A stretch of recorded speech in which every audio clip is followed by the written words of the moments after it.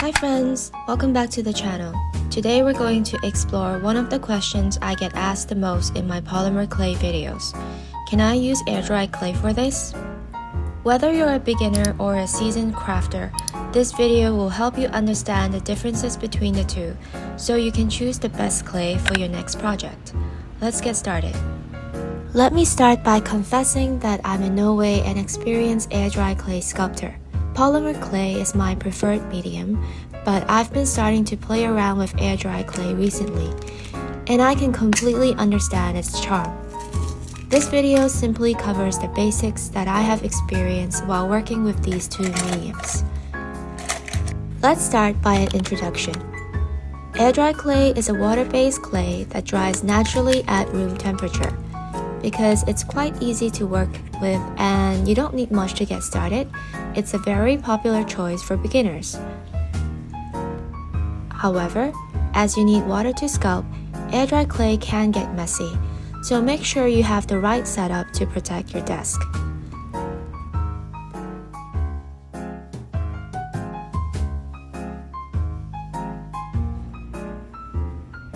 Polymer clay, on the other hand, is a synthetic oven-baked clay.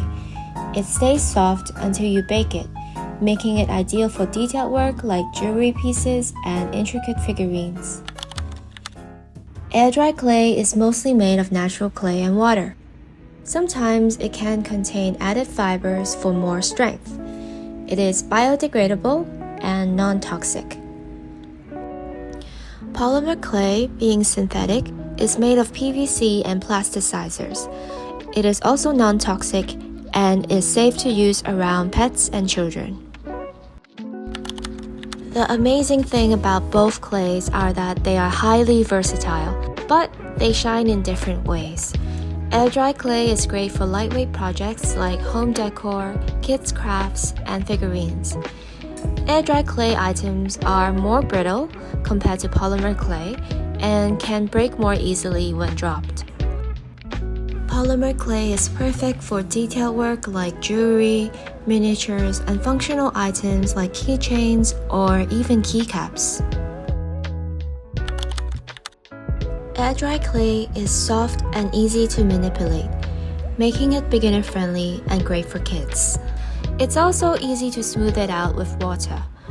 However, too much water may result in cracking as the clay dries, so you need to be considerate with the amount you use.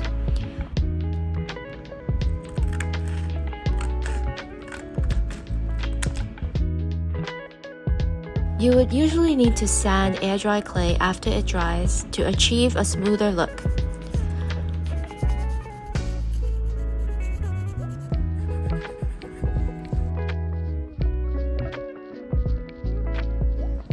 Polymer clay is firmer, but becomes soft and malleable when conditioned properly. It's better for intricate details, and the biggest difference is that it doesn't dry out while you work. This is for you. This is for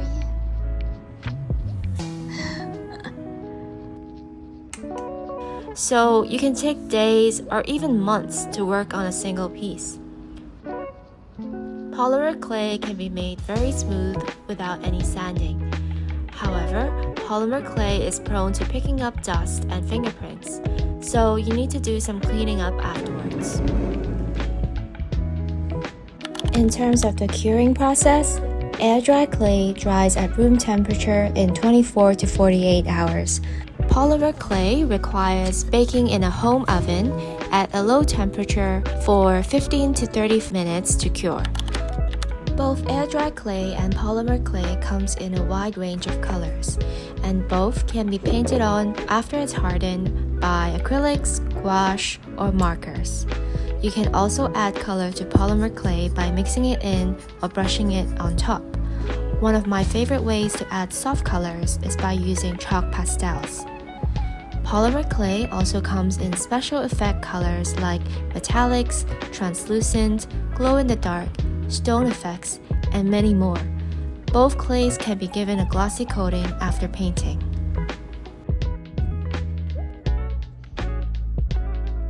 Air-dried clay can be brittle once dry, especially for thin or delicate pieces.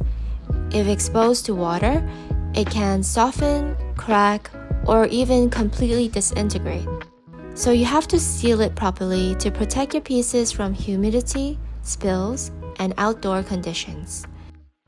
Polymer clay, once baked, is strong, durable, and even slightly flexible. It's also waterproof, making it ideal for wearables like jewelry.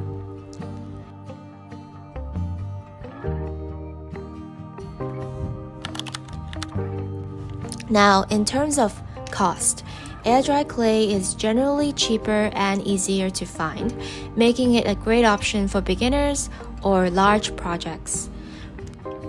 Polymer clay is a bit more expensive, but its durability and versatility makes it worth the investment, for detailed or long-lasting creations in particular.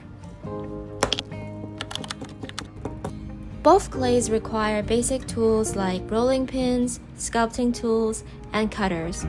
For air-dry clay, you might need sandpaper to smooth dry pieces and sealants like varnish or UV resin for protection.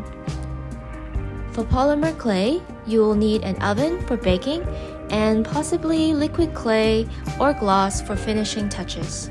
Air-dry clay dries out quickly, so store it in an airtight container or Ziploc bag to keep it fresh.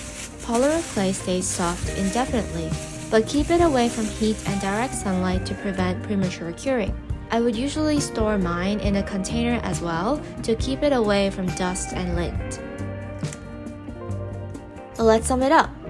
Air-dry clay is beginner-friendly, affordable, and doesn't require baking, but it's less durable and can be brittle.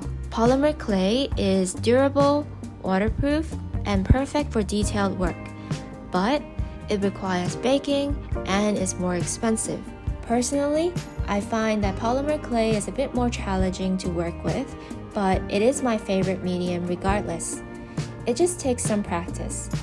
I would recommend air-dry clay to start to give you a good feel of sculpting techniques, and then explore polymer clay when you feel like making more intricate pieces. And that's it. If you found this video helpful, don't forget to give it a thumbs up and subscribe for more crafting tips and tutorials.